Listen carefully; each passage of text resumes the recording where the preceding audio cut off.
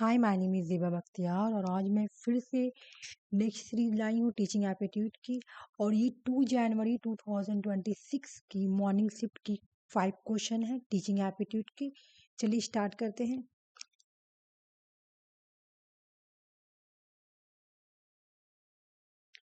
First question है, choose the correct statement among the flowing. हम सबसे पहले इनको एक बार पढ़ते हैं, उसके बाद ये क्वेश्चंस को सॉल्व करेंगे।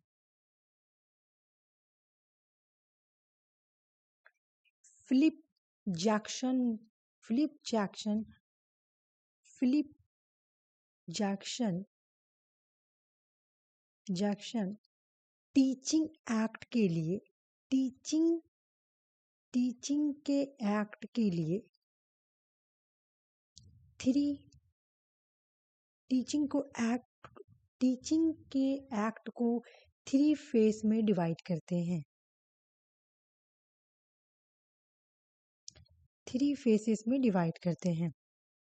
फिलिप जैक्सन टीचिंग एक्ट के लिए या टीचिंग एक्ट को 3 फेज में डिवाइड करते हैं। फर्स्ट है प्री एक्टिव फेज, सेकंड है इंटरएक्टिव फेज, थर्ड है पोस्ट एक्टिव फेज। जो प्री एक्टिव फेज है ना, इसको हम लोग प्लानिंग फेज बोलते हैं।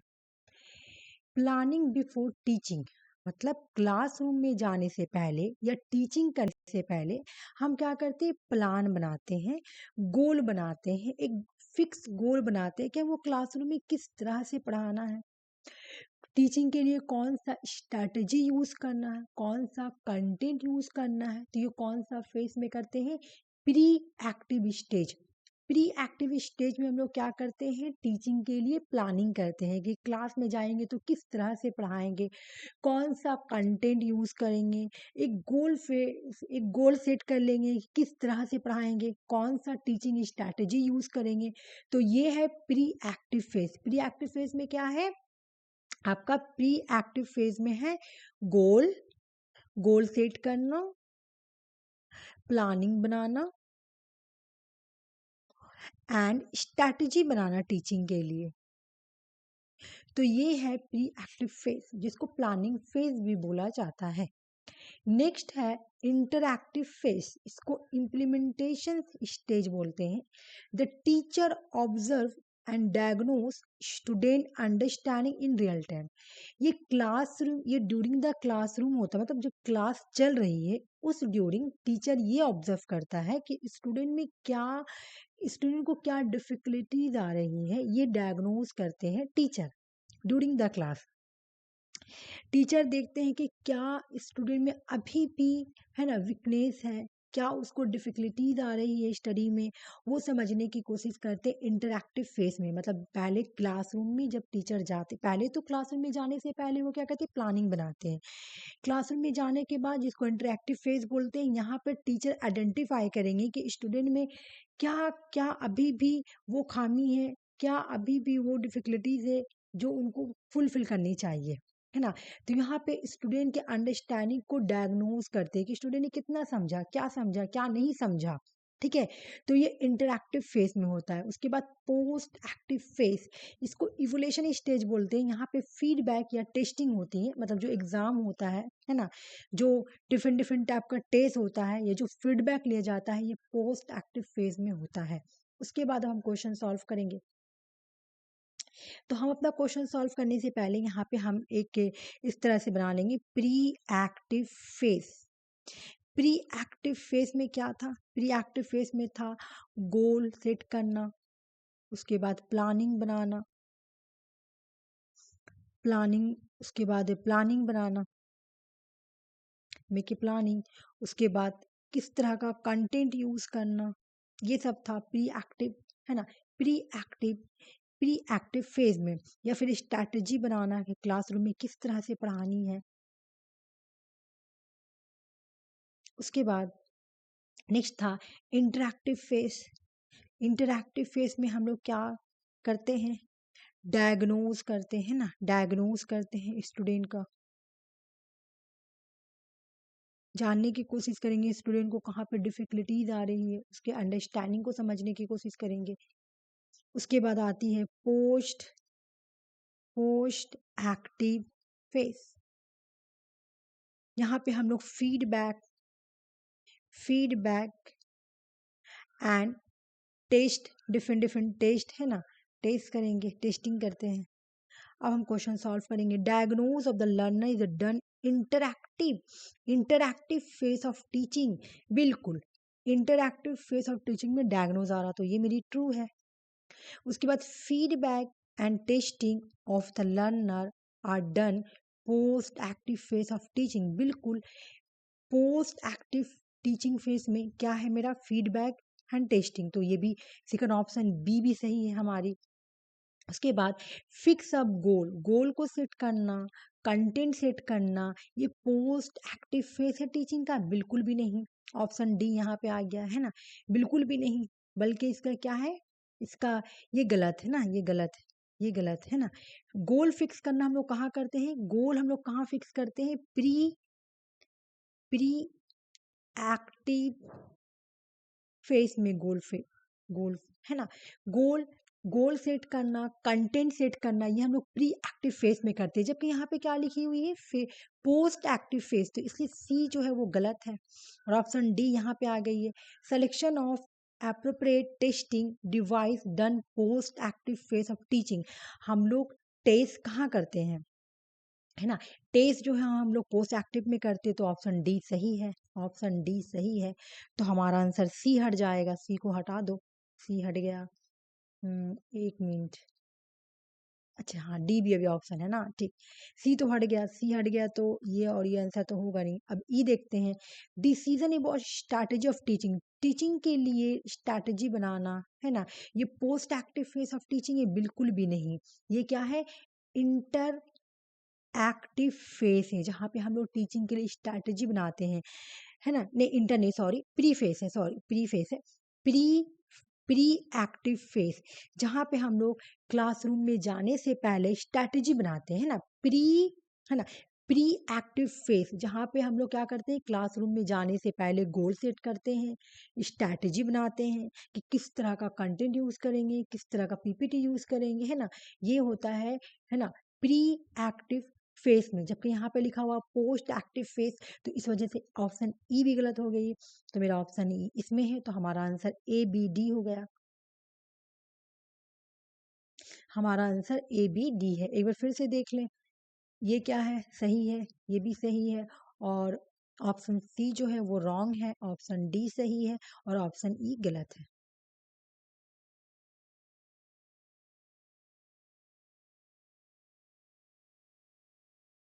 नेक्स्ट क्वेश्चन है, ये मेरी टीचिंग एप्टीट्यूड की जो फर्स्ट सीरीज है, जो कि 25 जून 2025 के क्वेश्चन जो मैंने पहला बार इस सीरीज में डाली हूँ, वहां पर भी इस टाइप का क्वेश्चन आया हुआ है। ये क्या है, ये ब्लूम का टैक्सोनॉमी से क्वेश्चन है, तो पहले इसको हम लोग समझेंगे।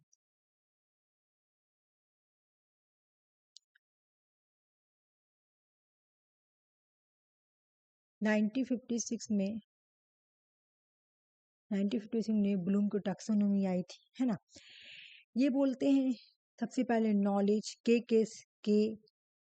केस नॉलेज, पहली किसी चीज का नॉलेज लो, उसको समझो, समझ कर उसको अप्लाई करो, फिर एनालिसिस करो, उसको तोड़ कर उसके बाद सबको एक जगह मिला दो और लास्ट में कंक्लूजन निकाल दो, ये है। उसके बाद 2021 में इसको रिवाइज किया गया, remember, understanding, apply, analyse, evaluate, create.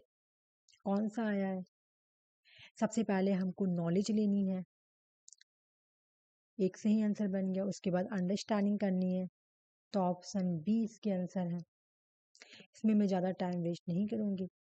और ये क्या क्वेश्चंस, क्या है क्वेश्चंस पहले समझ, तो ये क्वेश्चंस बोल रहा है कि लोअर ऑर्डर से हायर ऑर्डर, तो सबसे लोअर का नॉलेज लेना, जब हम नॉलेज लेते हैं तो ये मेरा एक लोअर ऑर्डर होता है। सबसे हायर क्या होता है मेरा यहाँ पर, इवोल्यूशन, ठीक है। नेक्स्ट क्वेश्चन है, मैच करना है, मैच द फ्लोइंग। सबसे पहले हम एक एक कॉन्सेप्ट को समझेंगे, उसके बाद हम चलते हैं। सबसे पहले कॉन्सेप्ट मैपिंग। कॉन्सेप्ट मैपिंग क्या होता है?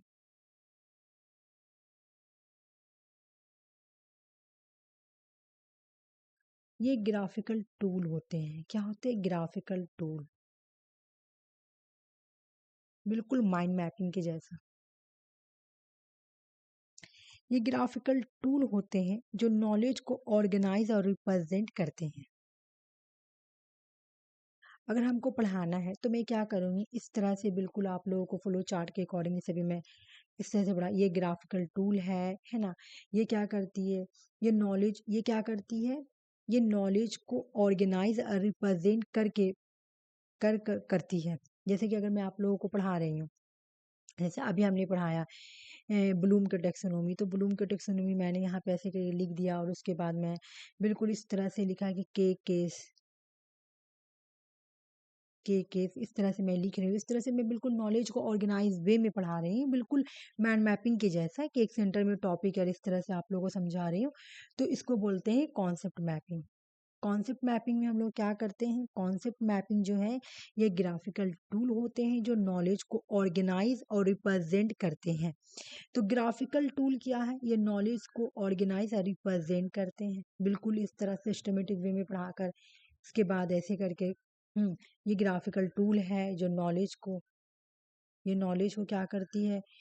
ऑर्गेनाइज करती है ना, और रिप्रेजेंट करती है बिल्कुल सिस्टमेटिक वे में। तो ए का 1 हो गया। उसके बाद 5E बेस्ड लर्निंग प्लानिंग, है ना। 5E बेस्ड लर्निंग प्लानिंग क्या है?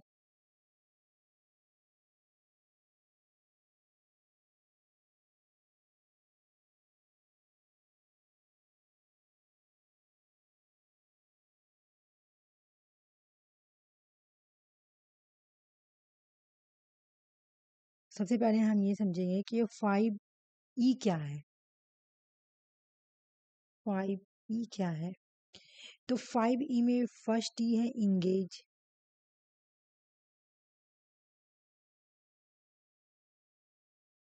नेक्स्ट ई है एक्सप्लोर, उसके बाद एक्सप्लेन, एलिब्रेट, एलोबरेट, नेक्स्ट है एवोलेट। ठीक है। ये जो है ना, इंगेज, एक्सप्लोर, एक्सप्लेन, एलिब्रेट, एवोलेट, ये एक कंस्ट्रक्टिव अप्रोच है। क्या है? कंस्ट्रक्टिव अप्रोच है। ठीक है। ये जो 5E है, इसी के ये क्या है? Lesson planning. 5E के बेस पर ही लेसन प्लानिंग किया जाता है और ये कंस्ट्रक्टिव अप्रोच है। तो बी का हो गया 2, stimulus respond based relation planning. इसको बिहेवियरल अप्रोच बोलते हैं, जो हम लोग स्किनर का ऑपरेंट कंडीशनिंग, पैब्लो का क्लासिकल कंडीशनिंग, है ना, उसी को बोलते हैं। उसके बाद यूनिट प्लान क्या है? यूनिट प्लान ये systematic arrangement of matter of subject. ये क्या करती है? ये सिस्टमेटिक अरेंजमेंट करती है ना। ये क्या कर यूनिट प्लान क्या है? ये बिल्कुल सब्जेक्ट को सिस्टमेटिक वे में अरेंजमेंट करती है। यूनिट प्लान क्या करती है? सब्जेक्ट को सिस्टमेटिक वे में अरेंज करती है। कॉन्सेप्ट मैपिंग क्या है? कॉन्सेप्ट मैपिंग क्या है? कॉन्सेप्ट मैपिंग एक ग्राफिकल टूल है। एक ग्राफिकल टूल है। क्या है? एक ग्राफिकल टूल्स है जो नॉलेज को रिप्रेजेंट और ऑर्गेनाइज करती है ना। 5 5E 5E क्या है भाई? एक कंस्ट्रक्टिव अप्रोच है। क्या है? एक कंस्ट्रक्टिव अप्रोच है। उसके बाद जो स्टिमुलस रिस्पॉन्स बेस्ड लर्निंग होती है ना, या लेसन प्लानिंग होती है ना, वो बिहेवियरल अप्रोच है। बिहेवियरल अप्रोच है। और जो यूनिट प्लान है ना, यूनिट प्लान क्या है? यूनिट प्लान ये क्या करती है? ये सब्जेक्ट को ये सब्जेक्ट को सिस्टमेटिक वे में अरेंज करती है। ये सब्जेक्ट को सिस्टमेटिक वे में अरेंजमेंट करती है।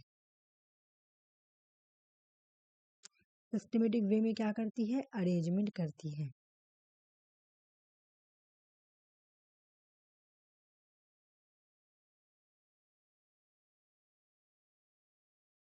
उसके बाद नेक्स्ट क्वेश्चन है कि स्वयं कब आया, है ना। स्वयं क्या है, तो इसके बारे में भी हम लोग पढ़ते हैं। स्वयं जो है, स्वयं 2017 में आया। इसके बारे में हम लोग पढ़ लेते हैं। उसके बाद स्वयं का फुल फॉर्म है study based of active learning for young aspiring minds. स्वयं का फुल फॉर्म क्या है? Study waves of active learning for young aspiring mind. इसको लॉन्च कब किया गया था? 2017 में। किसने लॉन्च किया था? गवर्नमेंट ऑफ इंडिया ने। मिनिस्ट्री किसके अंदर? Ministry of education. उस वक्त एमएचआरडी थी, लेकिन उसके बाद आज जो है वो मिनिस्ट्री ऑफ एजुकेशन है। इसका ऑब्जेक्टिव्स क्या है कि free and equality education to all. सभी लोगों को, सभी चाहे वो गांव के हो, शहर के हो, सबको क्या मिलेगी? फ्री एंड इक्वलिटी एजुकेशन मिलेगी। इसका पर्पस है कि जो डिजिटल डिवाइड है ना, उसको कम करना। डिजिटल डिवाइड को कम करने के लिए स्वयं को लाया गया था, है ना। ये फ्री ऑनलाइन कोर्स अवेलेबल होती है। यहाँ पे जो क्लासेस होते हैं ना, वो 9 से टू पीजी तक होते हैं। मतलब 9 क्लास से लेकर मास्टर्स तक यहाँ पे क्लास दिए जाते हैं। इसके 4 क्वाड्रेंट है। इसके कितने क्वाड्रेंट है? 4 क्वाड्रेंट है। फर्स्ट है वीडियो लेक्चर्स। यहाँ पे वीडियो लेक्चर्स दिए जाते हैं। ई कंटेंट यानी रीडिंग मटेरियल्स दिए जाते हैं। सेल्फ असेसमेंट यानी टेस्ट और क्विजेस होते हैं। डिस्कशन फोरम भी है, यानी यहाँ वीडियो, ई कंटेंट, सेल्फ टेस्ट और डिस्कशन वगैरह होते हैं। तो स्वयं कब आई है आप देख ले। स्वयं जो है 2017 में आई है, तो इसका आंसर हो जाएगा 2017। Next question. नेक्स्ट क्वेश्चन है कि इसमें से कौन सा,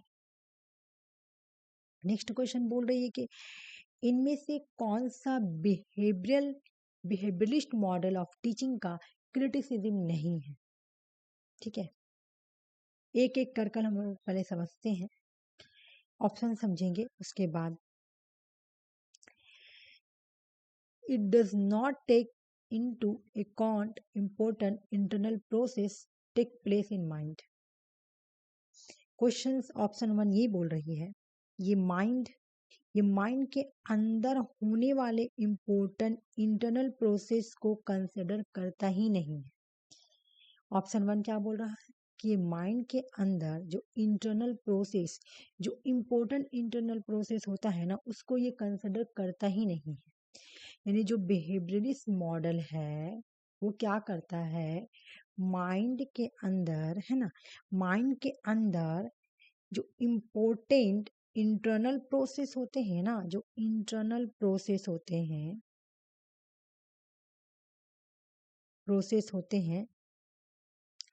इसको ये कंसिडर नहीं करते हैं, ये कंसिडर करते ही नहीं।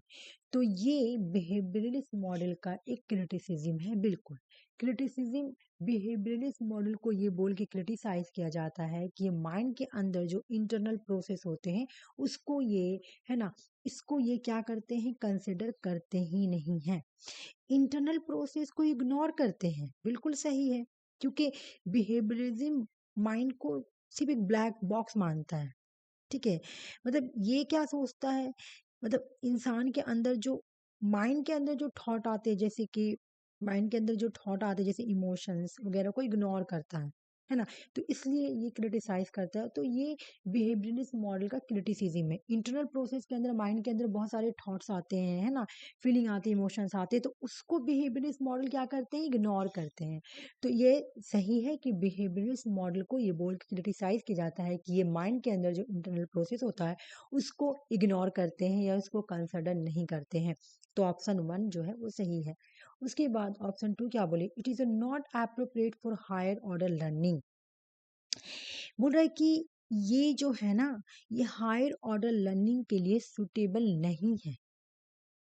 ठीक है, higher order higher order learning मतलब क्या? Problem solving, creativity, critical thinking, इन सब लर्निंग के लिए बिहेवियरिस्ट मॉडल जो है वो सूटेबल नहीं है या एप्रोप्रिएट नहीं है, ये भी बोलकर बिहेवियरिस्ट मॉडल को क्रिटिसाइज किया जाता है। बिल्कुल, ऑप्शन 2 भी सही है। बिहेवियरिस्ट मॉडल ऑफ टीचिंग को ये बोलकर भी क्रिटिसाइज किया जाता है कि हायर ऑर्डर लर्निंग के लिए ये एप्रोप्रिएट या सूटेबल नहीं है। और हायर ऑर्डर लर्निंग हम लोग किसको बोलते हैं? जैसे क्रिटिकल थिंकिंग, है ना, प्रॉब्लम सॉल्विंग, तो इन सब लर्निंग के लिए ये सूटेबल नहीं है, तो बिल्कुल इसलिए भी क्रिटिसाइज किया जाता है। It is not appropriate for lower order learning, नहीं, ये क्रिटिसिज्म नहीं है, बल्कि बिहेवियरिस्ट मॉडल जो है ना ये गलत है। बल्कि बिहेवियरिस्ट मॉडल जो है वो किस चीज के लिए सूटेबल है, ये किस चीज के लिए एप्रोप्रिएट है। ठीक है, अगर हम देखेंगे कि बिहेवियरलिस्ट जो मॉडल है ये किस चीज के लिए सूटेबल है, यहाँ पे हम्म, एक मिनट। हम्म, तो बिहेवियरलिस्ट मॉडल ऑफ टीचिंग जो है वो सूटेबल है लोअर ऑर्डर के लिए, लोअर ऑर्डर लर्निंग के लिए। तो लोअर ऑर्डर लर्निंग किसे बोलते हैं? ठीक है, जैसे रेक्टिफिकेशन, रूट लर्निंग,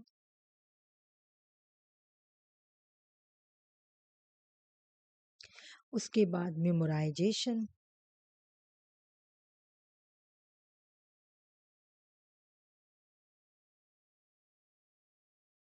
तो यहाँ पे बोल रहा है कि ये भी क्रिटिसिज्म है ना, लोअर ऑर्डर लर्निंग जो है ये अप्रोप्रिएट नहीं है, गलत। जबकि ये इसका क्रिटिसिज्म नहीं है, बल्कि जो बिहेवियरिस्ट मॉडल ऑफ टीचिंग है वो बिल्कुल सूटेबल है लोअर ऑर्डर लर्निंग के लिए, क्योंकि यहाँ पर रूट लर्निंग कराया जाता है और मेमोराइजेशन कराया जाता है। इसलिए ऑप्शन सी गलत है, क्योंकि ये बोला कि अप्रोप्रिएट नहीं है behaviourist of model of teaching के लिए, बल्कि ये क्रिटिसिज्म नहीं है ना। ऑप्शन सी जो है ये गलत स्टेटमेंट है, क्योंकि ये बिहेवियरिस्ट मॉडल ऑफ लर्निंग का क्रिटिसिज्म नहीं है, बल्कि ये बिहेवियरिस्ट मॉडल ऑफ टीचिंग के लिए लोअर ऑर्डर लर्निंग के लिए बेस्ट होता है ना। लोअर ऑर्डर लर्निंग जो है ना बिहेवियरिस्ट मॉडल ऑफ टीचिंग के लिए बेस्ट है, ये बेस्ट है ना। तो क्रिटिसिज्म नहीं हो सकता, तो इसलिए इसका आंसर ये है, ये क्रिटिसिज्म नहीं है ना, ये क्रिटिसिज्म नहीं है बिहेवियरिस्ट मॉडल ऑफ टीचिंग के। उसके बाद नेक्स्ट देखेंगे हम, नेक्स्ट क्या बोला। नेक्स्ट है कि learning is a sometimes beyond the association between stimulus and response.